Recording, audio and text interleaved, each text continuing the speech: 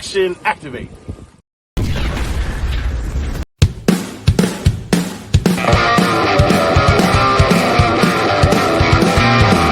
come. There they go. People rise, 'cause they know we're super soldiers. We got cool clothes. You real smooth. You see our pose. Tension. Energize. Let's go. Time to ride. Combine. Grease ties. Greetings, it is I, Gazbot, and this is Action Activated. And if I am Gazbot, and this is Action Activated, then with me, as always, is... It is the big dog here to talk about episode 3, Project Red. We Yes. are officially into this series enough to have informed opinions of patterns, of how we think the series is going, of things we like, don't like, things like that. With that being said, what are your initial thoughts of this episode? my least favorite of the three we watched so far. Agreed 100%. Okay. And I do think it's too early to have a full opinion of the whole show yet. But the unfair opinion I have right now is that it's fine but not great. Yes. And it's uneven because there are things I like about it a lot and things I don't like about it a lot. So it's not like, oh, it's mediocre. It's sort of like averages out to mediocre is how I'm feeling right now.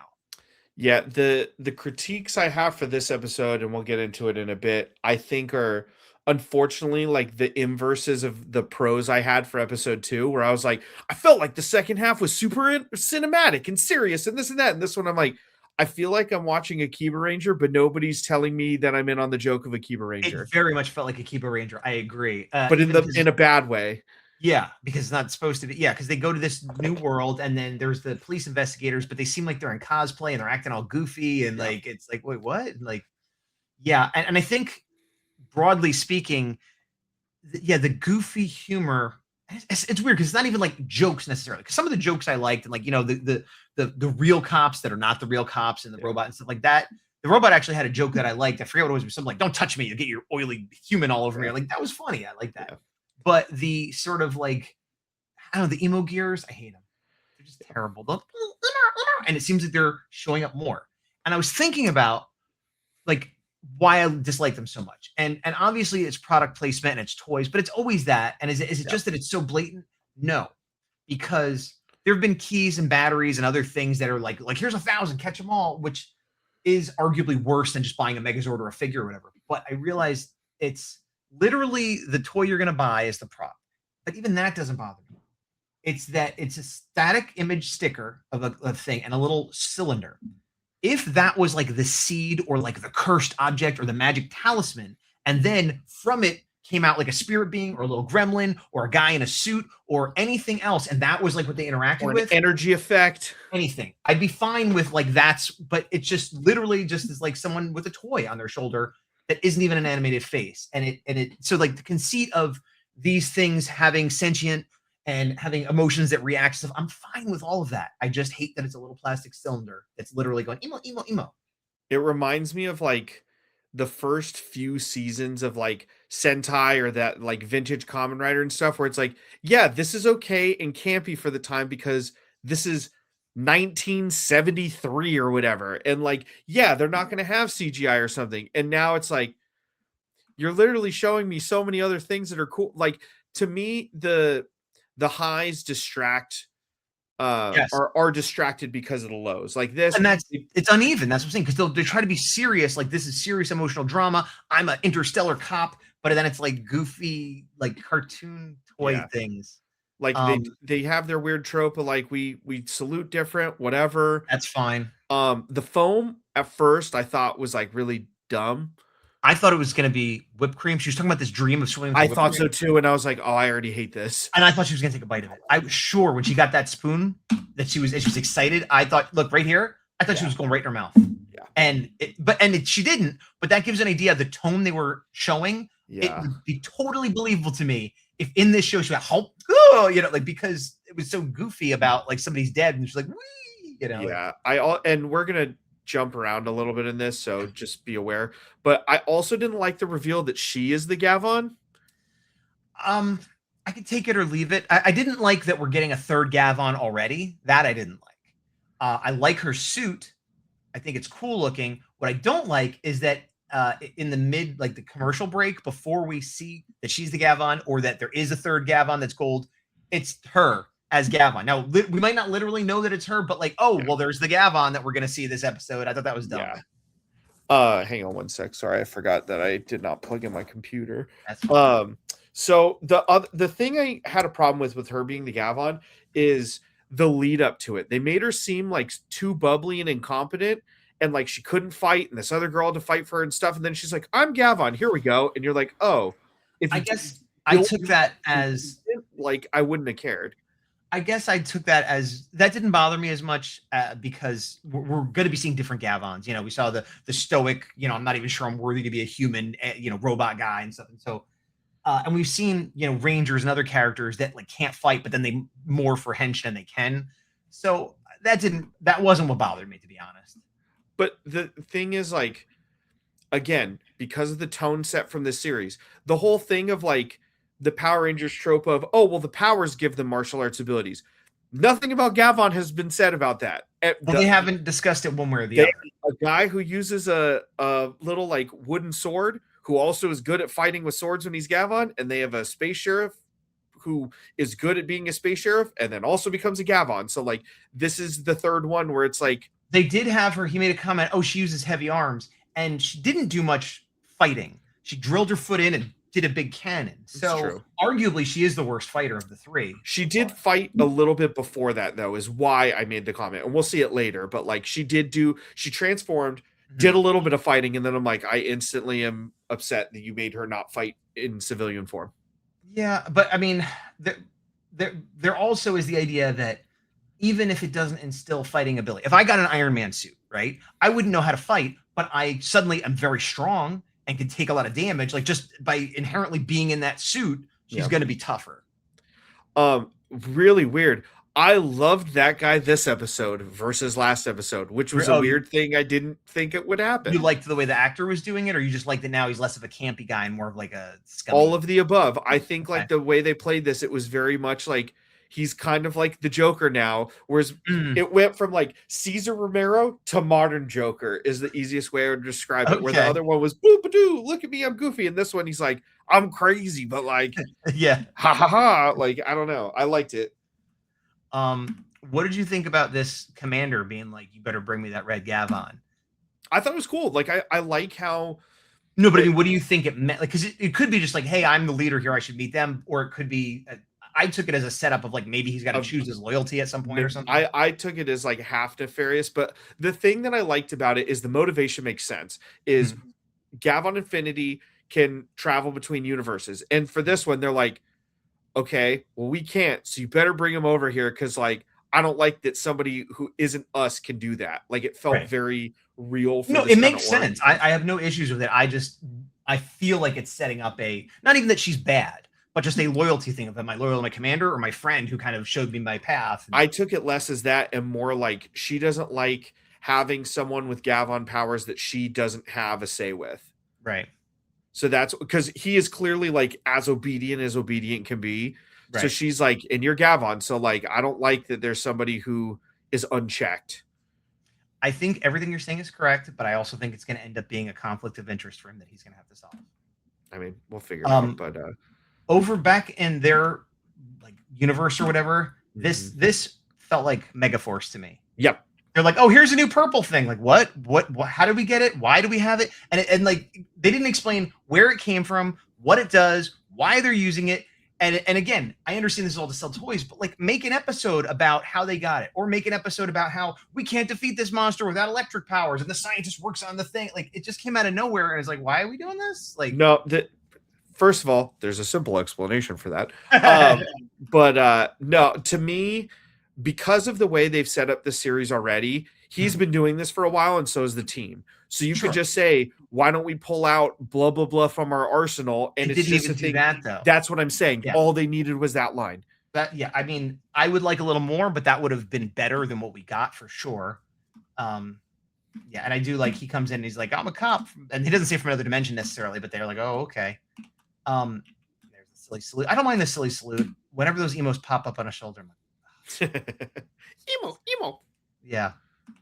And then she trusts them because of that and whatever. Like, yeah, and they talk a little bit more about the emo gears, which we already know, but they're kind of just restating it. Similar to how when she transforms, they explain how that happens, which makes me believe they do that every episode, despite what you thought last episode. Go back a couple frames to the weird like emo, pool. So the second I saw the silhouette in the middle, what was your thought? This? Yes. It made me think of like a dancer. No, you're thinking very differently than me.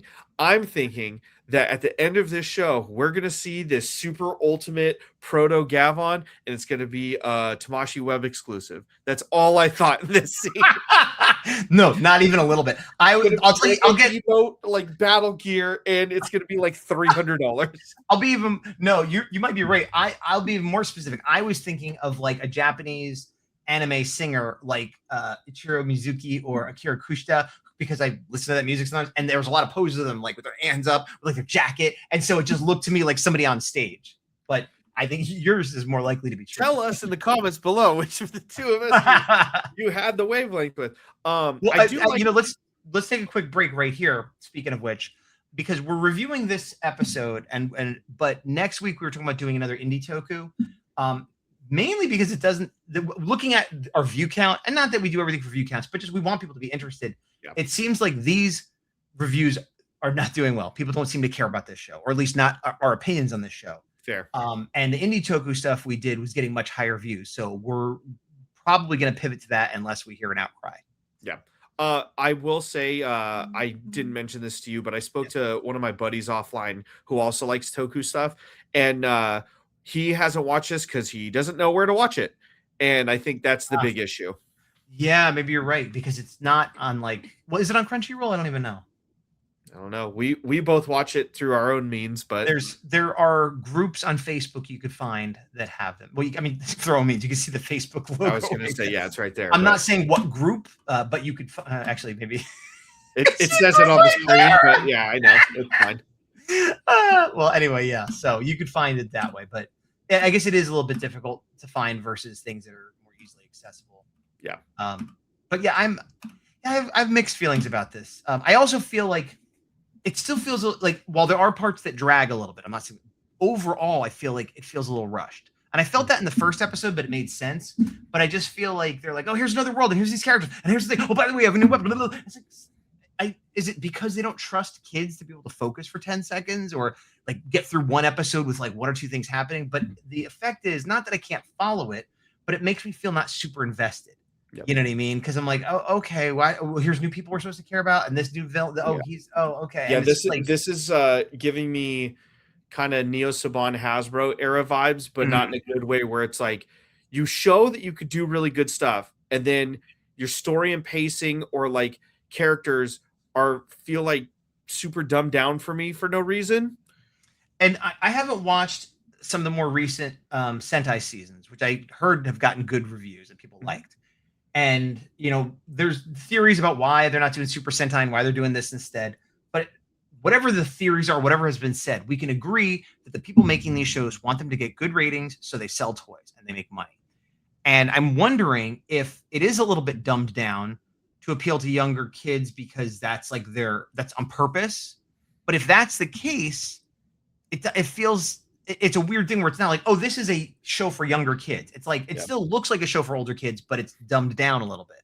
So like, it just feels weird. It feels weird that there's this big change. And I'm like, I've seen stuff like this before, but better. What is the big change here? So, and again, not that I hate it.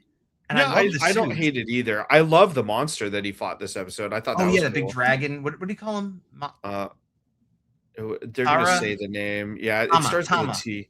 Yeah. Tama. That I thought was cool, like having that shift of like, oh, it's kind of like a kaiju they need to fight now. Yeah. That I was also cool.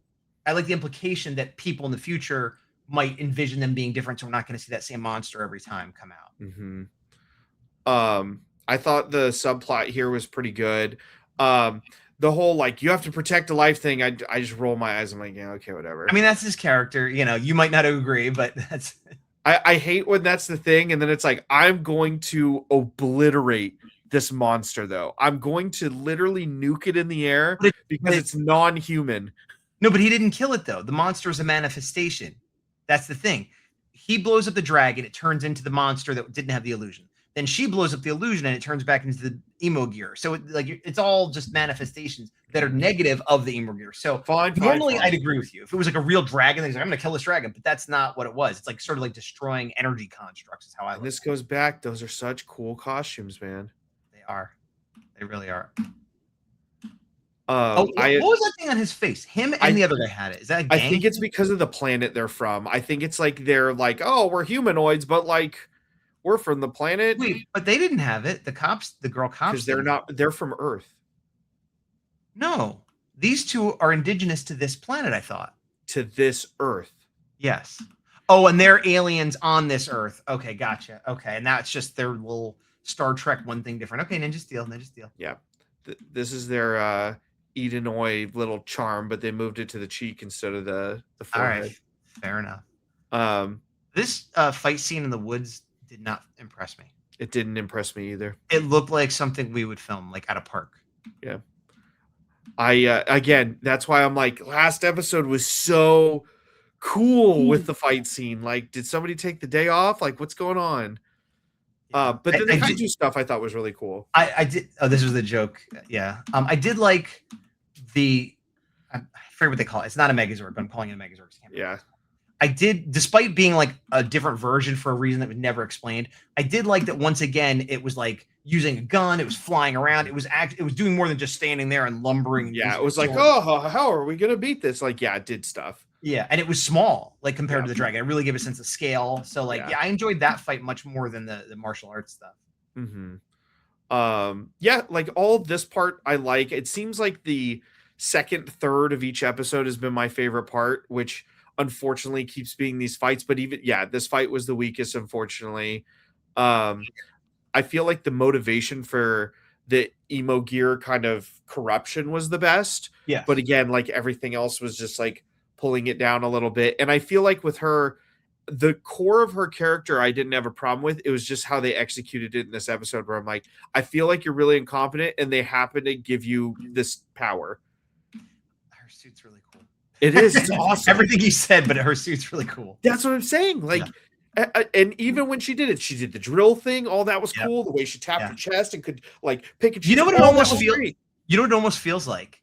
This is gonna be a weird thing to say. This is all original. This is a Japanese show. This is how they intended it. But it almost feels like in Power Rangers when they have like a cool suit or character, but then they put the American spin on, and like the American actor doesn't match up to the suit actor. It almost feels like that. Kinda, yeah. Which is why it feels like Akiba Rangers. Yeah. But this part I thought was cool. Again, like aesthetically speaking, everything's great. I was surprised they didn't go into the weird other world again. Like that right there. Oh, that looks so cool.